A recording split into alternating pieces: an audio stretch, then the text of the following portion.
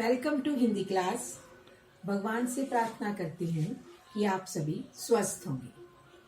हमारा आज पाठ 4 शुरू होने जा रहा है। यह एक कविता है जिसका नाम है विश्व राज्य।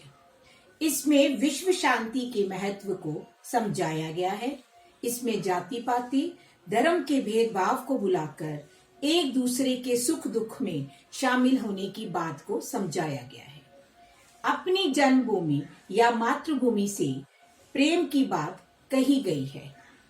जन्मभूमि वह भूमि है जहाँ किसी का जन्म होता है और जन्मभूमि को ही मातृभूमि कहा जाता है, क्योंकि यह हमारी माँ के समान होती है, जो बालक का पालन पोषण व उसकी देखरेख माँ के समान ही करती है।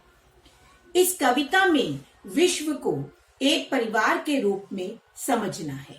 भारत ने कभी भी युद्ध की पहल नहीं की, केवल अपनी रक्षा के लिए युद्ध किया, क्योंकि वसुदैव कुटुंबकम हमारी प्राचीन परंपरा है। यह कविता मैथिली शरण गुप्त जी द्वारा रचित है। इन्हें राष्ट्र कवि भी कहा जाता है।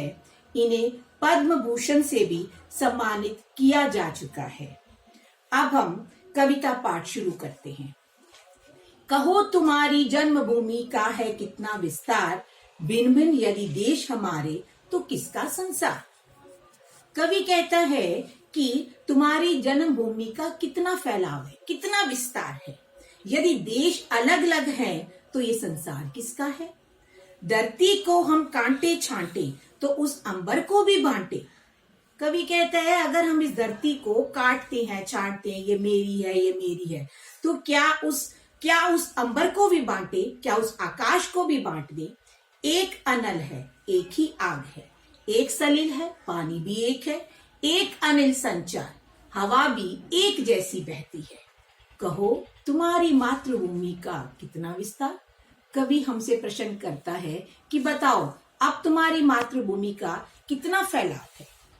एक भूमि है, एक व्योम है, ये धरती भी एक है, एक आकाश है, एक सूर्य है, एक सोम है, सोम मीन्स चंद्रमा, एक प्रकृति है, एक पुरुष है। अगणित रूपाकार की शक्लें सूरतें बेशक अलग अलग है। कहो तुम्हारी जन्मभूमि का है कितना विस्तार। कहो मनुष्य तुम्हारी जन्मभूमि का, मातृभूमि का फैलाव कितना है। ठौर ठौर का गुण अपना है, ऋतुओं का कंपना तपना है। ठौर ठौर मतलब ठीक है, स्थान स्थान अलग अलग स्थानों के अपने अपने महत्व होते हैं, उसकी अपनी इंपॉर्टेंस होती है। ऋतुएं जो होती हैं 6 ऋतुएं होती हैं। भारत में 6 ऋतुएं हैं। सभी का कंपना है, सभी का तपना है। कभी कभी कंपना तपना का मतलब कभी कभी हमें वर्षा ऋतु आती है तो कभी जो सर्दी है वो ठिठुरती, हमें ठिठुरन देती है। कभी गर्मी जो है हमें तप तपाती है। समशीतोष्ण एक रस हमको होना है अविकार। कवि कहता है कि हमें समशीतोष्ण होना है, ना हमें अधिक गर्मी लगे ना अधिक ठंड। कहने का अर्थ है ना हमें ज्यादा दुख हो, ना हमें ज्यादा गुस्सा आए, क्रोध आए, और ना ही हम ज्यादा ठंडे रहे, मतलब किसी गलत बात को देखकर चुप भी ना रहे। होना है अविकार, हमें दोष रहित बनना है। कहो तुम्हारी जन्मभूमि का है कितना विस्तार।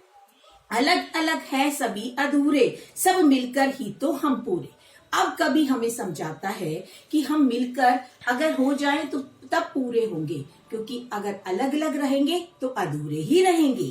एक दूसरे का पूरक है एक मनुष्य परिवार। मनुष्य मीन्स मनुष्य का परिवार एक दूसरे के साथ ही पूरा होता है। कहो तुम्हारी जन्मभूमि का है कितना विस्तार। स्वर्ण भूमि यदि अलग तुम्हारी तो हम भी लोहा युद्धारी। कवि कहता है कि मनुष्य को ये समझना चाहिए, कोई कहता है कि मेरी तो स्वर्ण भूमि है, सोने जैसी भूमि है, तो दूसरा तो यही कहेगा ना लोहे के अस्त्र तो हमने भी धारण किए हैं, हमारे पास भी पूरा जो है वो लोहा युद्ध है, लोहा भंडार है। कैसे हो सकता है फिर इस विग्रह का परिहार। फिर सोचो कैसे इस अलग अलग चीजों को हम त्याग सकते हैं। अपनी सोच को अलग अलग कैसे, अपनी जो सोच को अलग अलग, उसका सोच का अलग अलग कैसे उसका त्याग कर सकते हैं। कहो तुम्हारी जन्मभूमि का है कितना विस्तार। परित्राण का एक मंत्र है। परित्राण मीन्स बचा। अब इससे बचने का केवल एक ही मूल मंत्र है, सब वर्णों का विश्व राज्य जो लोकतंत्र है।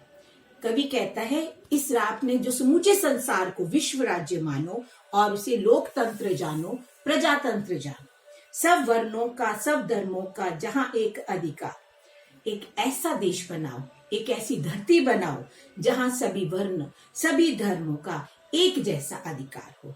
कहो तुम्हारी जन्मभूमि का है कितना विस्तार, एक देह के विविध अंग हम, दुख सुख में सब एक संग हम। मनुष्य की देह जो है वो अलग अलग है और उसके जो देह क्या है, एक होती है, अलग अलग जो होते हैं अंग होते हैं। दुख सुख में सब एक संग है। कहने का अर्थ है कि हमें सबके दुख सुख को एक समझना चाहिए। लगे एक एक क्षत पर सबका स्नेह लेप 100 बार। अगर किसी मनुष्य को चोट लगती है तो उस चोट को दूसरा भी समझे, उसके दर्द को दूसरा भी जाने। कहो तुम्हारी जन्मभूमि का है कितना विस्तार, कि कहो मनुष्य तुम्हारी जन्मभूमि का कितना फैलाव है। इस कविता के द्वारा हमें ये मालूम होता है कि हमें सभी धर्मों को सभी जातियों को एक समान समझना चाहिए और समूचे विश्व को एक मनुष्य परिवार की तरह जानना है।